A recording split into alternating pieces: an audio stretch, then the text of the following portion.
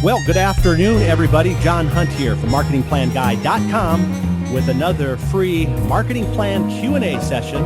We do this every Monday, 3 o'clock p.m. till 3:30 Central Time, right here at MarketingPlanGuide.com. Of course, you may be watching this on a replay. You can always check out the replays for any of our Q&A programs at MarketingPlanGuide.com/questions.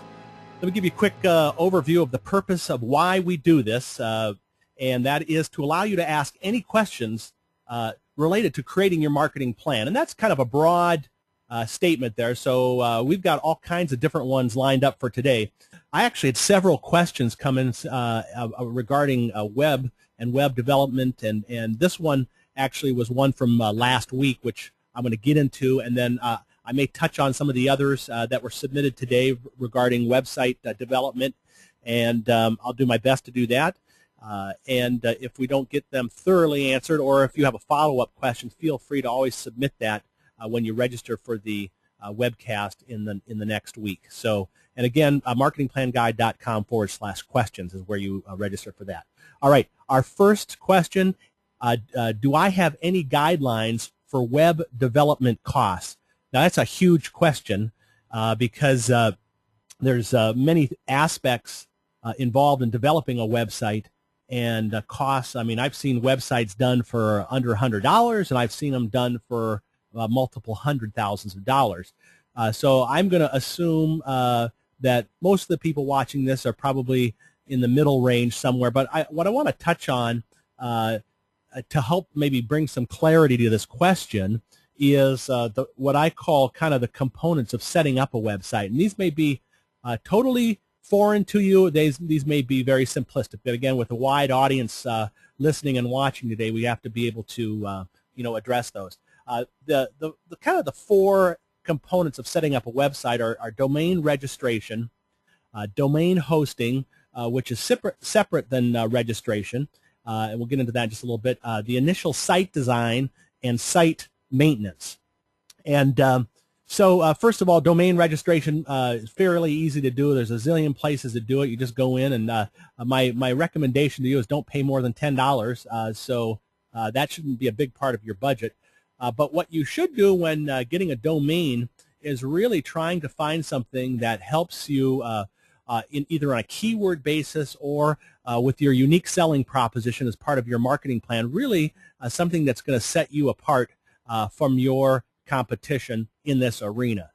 So picking the domain name isn't necessarily that simple. That's a whole process in itself. Doesn't cost much to register once you do, but there's also, if you search on the web under picking a name or domain naming, you'll find there's actually companies out there that specialize in helping you come up with two-word combinations or whatever might be available, or maybe even create a new word as the domain for your website. So anyway, we weren't going to go in depth on that, but that's just the first piece. And I would say, have your marketing plan put together so that when you go to pick your domain name, it makes sense for what you're doing, both on maybe a unique selling proposition, how you're different, and then also something that's just going to be easy to access.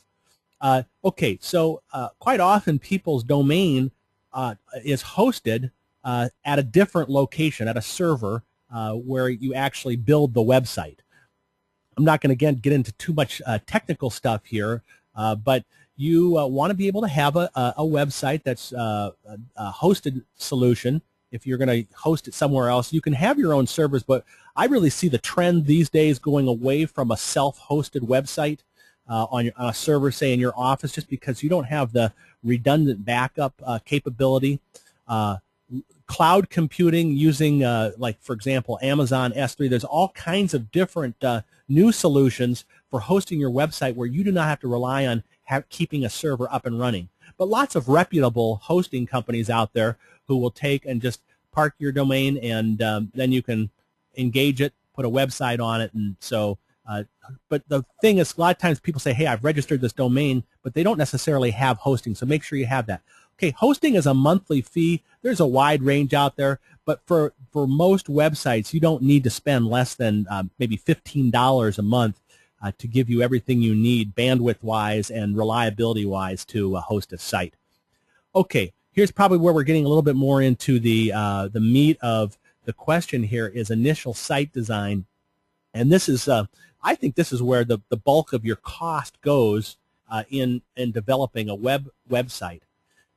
Again, on a do-it-yourself kind of basis, and we have programs where we talk frequently about this, where really for under a couple $100, if you use what I would recommend, if you only had a couple $100 to set up a website, I would set up a website using the WordPress blogging platform. Now you say, well, blog, why would I want to use a blog? Well, it's just the infrastructure. It's a free software install on your website. Most web hosts actually have a one-click install for it, so it's not that hard to do.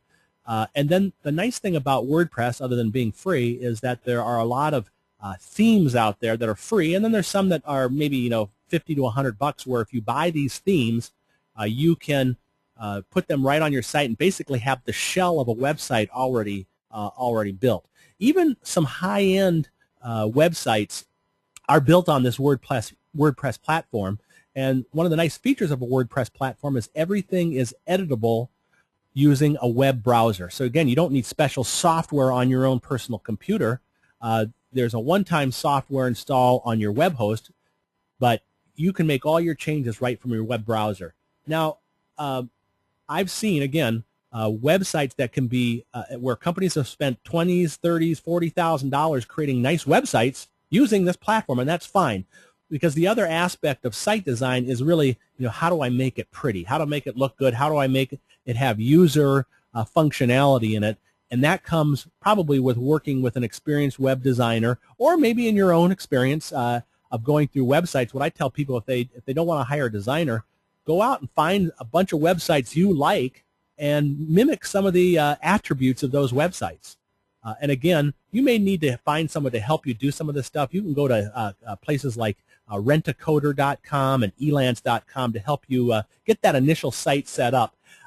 Probably for most businesses, you're not going to need to spend more than maybe $2,500 to get a really nice site set up and just about everything you need. If you're a bigger company with a lot of database functionality and some special things you're going to need, well, you're going to be in a different league with a lot bigger investment. Just remember that when going back to our question about the guidelines for web development costs, your bulk of your cost is going to be in that upfront investment in the design and the initial build. Then we get to the fourth piece, which is really the site maintenance, and that's either yourself or someone that you hire to go in and make the changes that you need.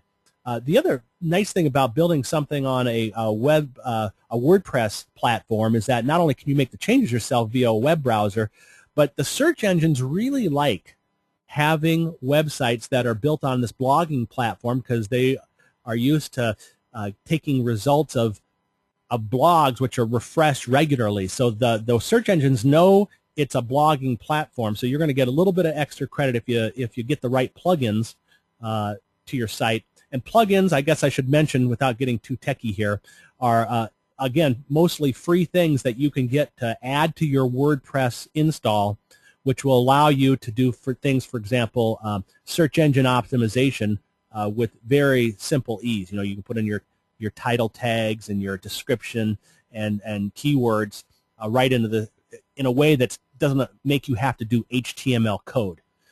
There's other things that you're going to want to get. You want to get a Google Analytics plugin so that you can track all of the analytics on your site. And there's a few other things as well. I'm not going to go in depth on what plugins you need, but there's many out there available that will allow you to take and do that. That's it for today. It's John Hunt from MarketingPlanGuide.com saying so long until next Monday.